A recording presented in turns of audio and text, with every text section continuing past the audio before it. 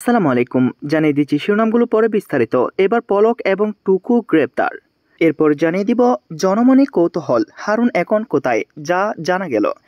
আয়নাঘর নিয়ে মুখ খুললেন ব্যারিস্টার আরমান। এদিকে ছাত্রলীগ নেতার বাড়ি উদ্ধার করে দিলেন বিএনপি নেতা। অবশেষে জানিয়ে দিব শেখ হাসিনার সঙ্গে ফোনে কথা বলা সেই আওয়ামী লীগ নেতা এবার গ্রেপ্তার। প্রতিমন্ত্রী জুনাইদ আহমেদ পলককে গ্রেপ্তার করেছে পুলিশ। ঢাকা মেট্রোপলিটন পুলিশের খিলক্ষেত থানাধীন নিকুঞ্জ আবাসিক এলাকা থেকে আত্মগোপনে থাকা অবস্থায় তাকে গ্রেপ্তার করা হয়। ডিএমপি সূত্রে বুধবার রাতে এ তথ্য পাওয়া গেছে। এছাড়াও দ্বাদশ জাতীয় সংসদের ডেপুটি স্পিকার শামসুল হক টুকু ও ঢাকা বিশ্ববিদ্যালয় ছাত্রলীগের সাধারণ সম্পাদক তানভীর হাসান সৈকতকে পল্টন থানায় রুজুকৃত মামলায় গ্রেপ্তার করা হয়েছে। ঢাকা মহানগর পুলিশের শাখা মিডিয়া থেকে জানানো হয়, গোপন সংবাদের ভিত্তিতে ডিএমপি খিলক্ষেত থানাধীন নিকুঞ্জ আবাসিক এলাকা থেকে আত্মগোপনে থাকা অবস্থায় 12তম জাতীয় সংসদের ডেপুটি স্পিকার শামসুল হক টুকু, সাবেক প্রতিমন্ত্রী জুনাইদ আহমেদ পলক ও ঢাকা বিশ্ববিদ্যালয় ছাত্রলীগের সাধারণ সম্পাদক তানভীর হাসান সৈকতকে পল্টন থানায় রুজুকৃত মামলায় বুধবার রাতে গ্রেপ্তার করা হয়। গণ আন্দোলনের মুখে গত 5 আগস্ট শেখ হাসিনা দেশ পদত্যাগের পর পলাতক আছেন পুলিশের বেশ কয়েকজন ঊর্ধ্বতন কর্মকর্তা। এর মধ্যে আছেন ঢাকা মহানগর পুলিশের গোয়েন্দা বিভাগের ডিবি সাবেক অতিরিক্ত কমিশনার ও বহুল আলোচিত পুলিশ কর্মকর্তা হারুন ও রশিদ। গত জুলাইয়ের শেষ সপ্তাহে বৈষম্য বিরোধী ছাত্র আন্দোলনের 6 সমন্বয়কে তুলে নিয়ে ডিবি হেফাজতে নেওয়ার মূল কুশীলব ছিলেন হারুন। শুধু তাই নয়, সমন্বয়কদের সাথে এক টেবিলে বসে খাবার ছবি এবং তাদের দিয়ে জোর করে আন্দোলন প্রত্যাহারের বিবৃতি দেওয়ার ভিডিও প্রকাশ করেন তিনি। সমন্বয়কদের হেফাজতে রেখে আটকে রাখার ঘটনাকে জাতির সাথে মশকরা করে মন্তব্য করেন উচ্চ আদালত। হারুনের হঠকারী সিদ্ধান্তের পরও আন্দোলন দমানো যায়নি, বরং আন্দোলনে গতি পায়নি। সরকার পতনের পর এখন লুকিয়ে বেড়াচ্ছেন এই আলোচিত পুলিশ কর্মকর্তা। গত 1 আগস্ট হারুনকে গোয়েন্দা শাখার দায়িত্ব থেকে সরিয়ে ডিএমপির ক্রাইম অ্যান্ড অপারেশনস শাখায় পদায়ন করা হয়। নতুন অফিসে সর্বশেষ 2 আগস্ট দায়িত্ব পালন করছিলেন হারুন। এরপর থেকেই তার খোঁজ পাওয়া যাচ্ছিল না। এখন সামাজিক যোগাযোগ মাধ্যমে নেটিজনদের কৌতূহল, কোথায় আছেন হারুন। বিভিন্ন সূত্র বলছে, সরকার পতনের পর গা ঢাকা দিয়েছেন হারুন। নিজের বাসা এমনকি আত্মীয়স্বজন কারো বাসাতেই থাকছে না তিনি। শেখ হাসিনা পদত্যাগের খবর ছড়িয়ে পড়লে ঢাকার রাস্তায় জনতার ঢল নামে। এমন পরিস্থিতিতে প্রাণ ভয়ে অনেক পুলিশ কর্মকর্তা তাদের ইউনিফর্ম খুলে ফেলেন।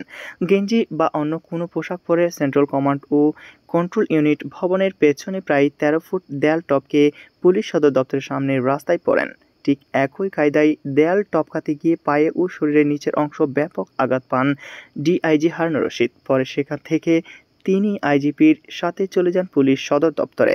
বিকালে পরিস্থিতি বুঝে পুলিশ সদর দপ্তর সংলগ্ন ঢাকা দক্ষিণ সিটি কর্পোরেশনের দেয়াল টপকে অজ্ঞাত স্থানে চলে যান হারুন। তবে পুলিশের একটি সূত্র বলছে, কূটনৈতিক এলাকায় একটি দূতাবাসে আশ্রয় নেন হারুন। স্ত্রী যুক্তরাষ্ট্রে ভিসা থাকায় যুক্তরাষ্ট্রে পালাতে যোগাযোগ করেন মার্কিন দূতাবাসে। তবে কূটনৈতিক সূত্র জানায়, তবে প্রস্তাব না করে দেয় দূতাবাস। পরে তিনি সেখান থেকে ফিরে আসেন। আরেকটি সূত্র বলছে, বিমানবন্দর দিয়ে অন্য কোনো দেশে পালানোর চেষ্টা করেন হারুন। সাধারণ মানুষকে ফাঁকি দিয়ে গাড়িতে করে পৌঁছেও যান বিমানবন্দরে। তবে বিমানবন্দরের টার্মিনালে প্রবেশের আগে জনতা তাকে দেখে চিনে ফেললে গণপিটুনির শিকার হন। গুরুতর আহত অবস্থায় সেখান থেকে তাকে নিয়ে যাওয়া হয় রাজধানীর একটি বিশেষায়িত হাসপাতালে। সর্বশেষ খবর পাওয়া পর্যন্ত হারুন সেখানেই চিকিৎসাধীন অবস্থায় আছেন।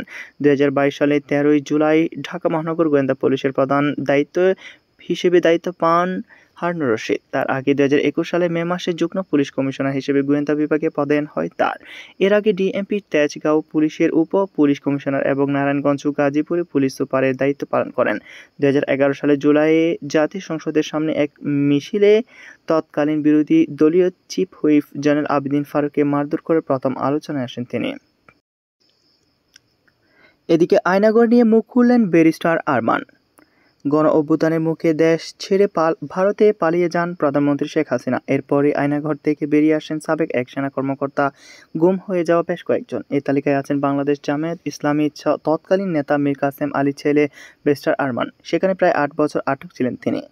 বার্তা সংস্থা এএফপিকে দেওয়া এক সংবাদ সাক্ষাৎকারে এই বন্দিশালাকে শেখ হাসিনা গোপন কারাগার আখ্যা দিয়েছেন আরমান।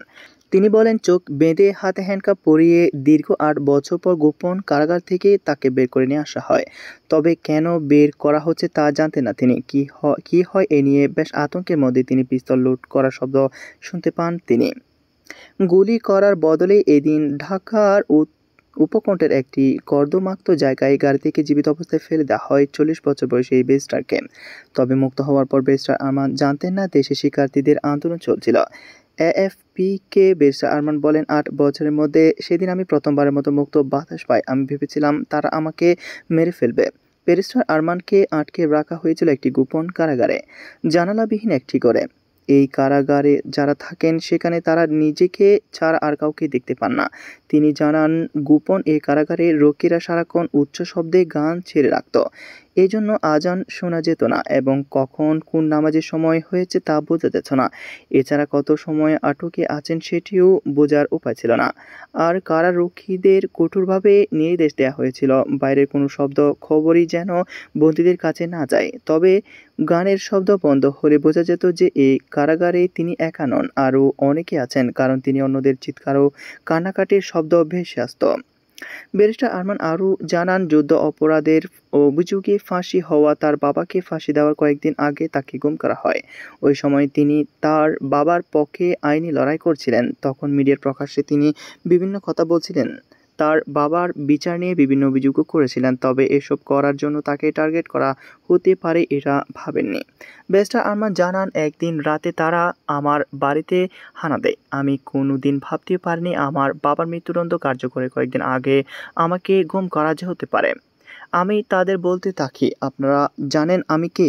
আমাকে আমার মামলা চালিয়ে যেতে হবে, পরিবারের পাশে থাকতে হবে।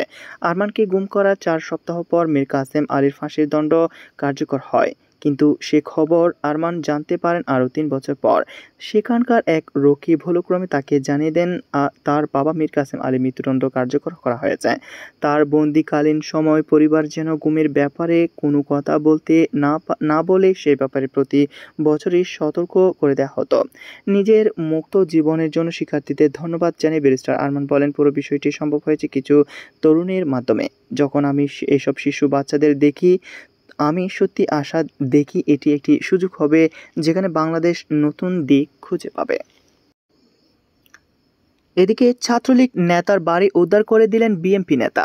আওয়ামী লীগ সরকারের পতনের 5 আগস্ট বিকালে রাজধানীর আদাবর এলাকায় কয়েকজন যুবদল নেতা মিলে এক ছাত্রলীগ নেতার বাড়ি দখল করে নেন। এই ঘটনার 3 দিন পর ছাত্রলীগ নেতার মা এক বিএনপি নেতাকে বাড়ির দখলের বিষয়টি জানালে তারা এসে যুবদল নেতার কাছ থেকে বাড়িটি উদ্ধার করে দেন। 8 আগস্ট বিকালে আদাবরের মেহেদীবাগ এলাকায় এই ঘটনা ঘটে।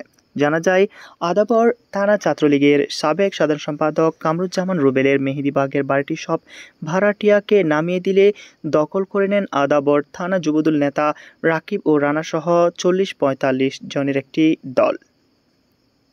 ঘটনার 3 দিন পর আদাবর থানা বিএনপি যুগ্ম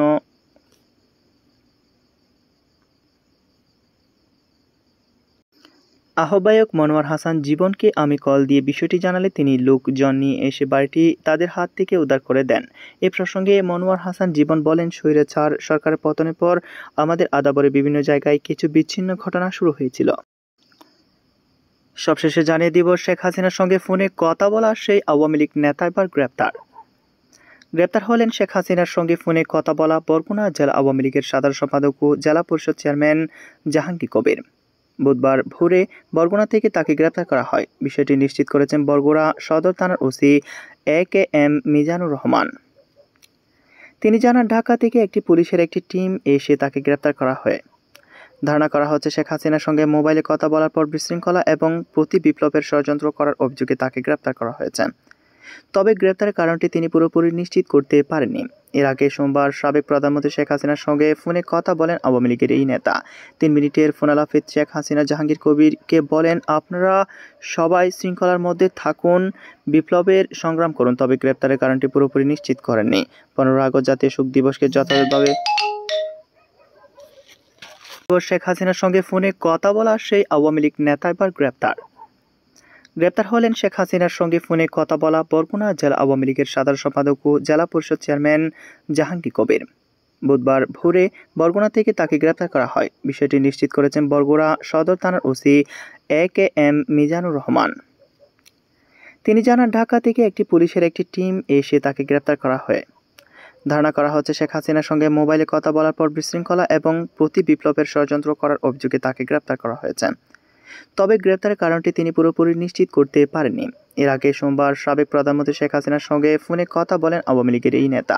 3 মিনিটের ফোনালাপে শেখ হাসিনা জাহাঙ্গীর কবিরকে বলেন, আপনারা সবাই শৃঙ্খলার মধ্যে থাকুন, বিপ্লবের সংগ্রাম করুন, তবে গ্রেপ্তারের কারণটি পুরোপুরি নিশ্চিত করেননি। 15